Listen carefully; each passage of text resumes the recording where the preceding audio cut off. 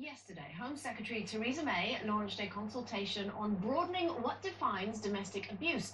Currently, the Home Office defined the term as any incident of threatening behaviour, violence or abuse, whether it is psychological, physical, sexual, financial or emotional.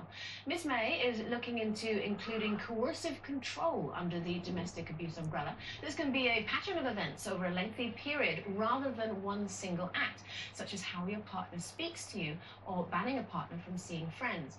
Such behaviour could mean prosecution.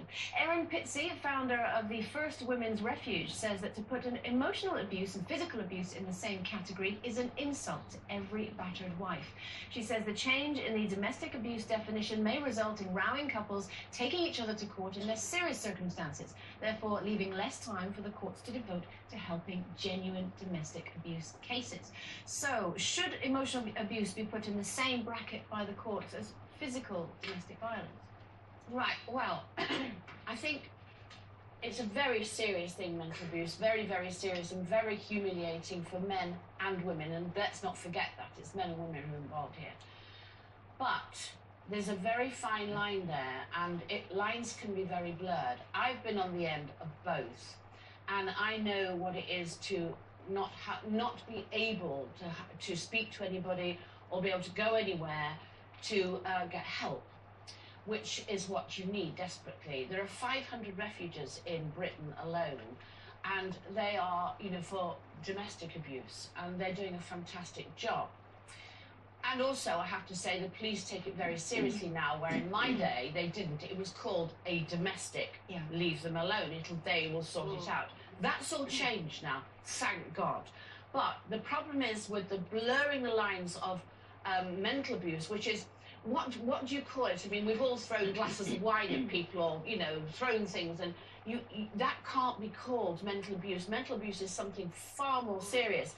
Now, to shove it in the same category as domestic violence, you can't possibly, because they are two so totally different things. I have to say, usually, one starts and the other, sadly, follows. Sometimes, so always. Not always, but that was in my case.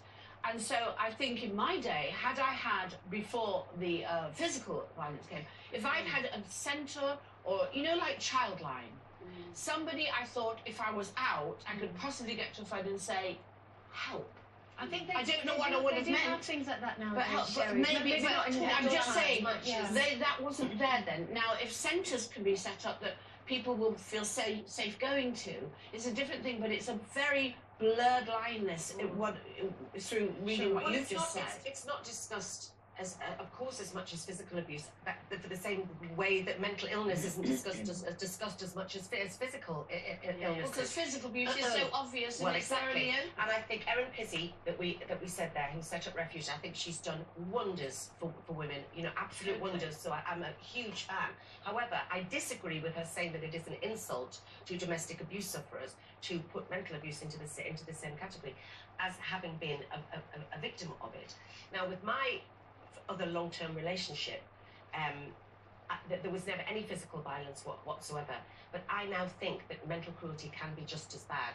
They are chipping away at you, and for someone who thinks of themselves as quite a strong person, chip away, and it's done very, very, very subtly, and it's probably best by example. That my friends didn't used to come around very much when I was with this person because they didn't like him.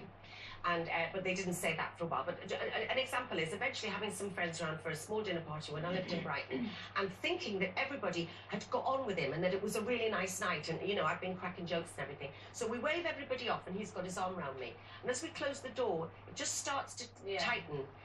And I said, "Oh, but wasn't that a great night?" And he went, "Oh," he said, "I can't believe," he said, "you know what, why did you tell that particular joke?" And I said, "What, the one that everybody thought was funny?" And he said, no, your friends are laughing at you, they're not laughing with you. Yeah.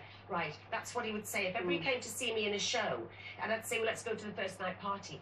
Darling, they're all a bunch of You know, let's you and I go. And so I've convinced myself that it's because, and he'd say, you know, sometimes whenever I wanted to leave, you know, the reason why I'm like this and I'm so possessive is because I love you so much. Nobody will ever love you as much as I do. And at one point he was turning into me that character that we may know, Mrs. Manningham from Gaslight, who thinks that she's going mad. Because he would literally do things if I had some cigarettes on the table. And my sister saw him do this. I went to the toilet, he did that. When I came back and went, where's my cigarettes? He'd go, oh my God, you didn't have any cigarettes. And I said to my sister, why didn't you say? And she said, because you would have stuck up for him at the time. Because I was frightened of the rest. But we all know that's there. But we all know that kind of mental abuse is there. But what she's saying is put them all together, and you can't, because exactly that, they're not the same thing. Can I just bring Angie in now? Angie's got in touch with us, and she, again, bringing it back to the whole thing of lumping it all together. As a foster carer, I can tell you that emotional abuse does the same, if not more harm than physical abuse. I'm sure that if this is a fact for children, it must also be the same for adults. You can't stick a plaster on the brain. And I think that's very telling, because, as I say, physical, you know, if someone breaks your arm or gives you a black eye, the signs are there to see. But how can you tell if someone's smiling and putting a brave face on? How do you know what's going on? The person themselves won't say for quite some time, but there is usually enough evidence because people will be aware of it. I saw it from the other side in the way that a few years ago I did a very concentrated study of this on Coronation Street, playing Shelley. I don't know if you remember Shelley Charlie storyline, and the writers were so unbelievably brilliant with that because they took their time over it. They did it slowly, and there was a journalist in the Times who said, what Shelley is portraying is death by paper cuts. So, like you said, chip, chip, chip, chip away. So her confidence was taken away. Now, my problem with Theresa May's suggestion is the fact that, like you said, and like your sister said, Denise, most of the time, I did a lot of study on this because I'd never had this abuse. I'd never had it. So I had to study and interview women a lot about it. They didn't know it was happening. So how do you enforce a law on something no, everything's fine, everything's great. You know, like your sister. That is the problem. But people do that with physical abuse as well, though, don't they? They try to hide it. Hide it. Well, this is it. A cupboard. Yes, I do agree. Because how do you police that, though, It's the charming side. I don't know how do you police it. How does Theresa May, you know? And also the other side of the coin, and it's awful. It sounds awful, me saying it, but all the way through that storyline, and I was talking to these wonderful women, these strong women that it happened to. All the way through it, there was a little voice inside of me going, why don't you just get out? Why don't you leave? I know, and I know it's horrible, and I hate to say it, but I've got to admit that.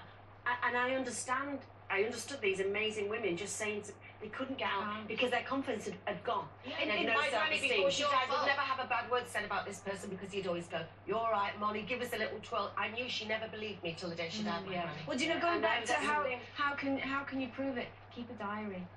Yeah, exactly. And look at the way the children talk to their, Look at the way the children talk to their mothers as well. Certainly the male children, because it's learned behaviour.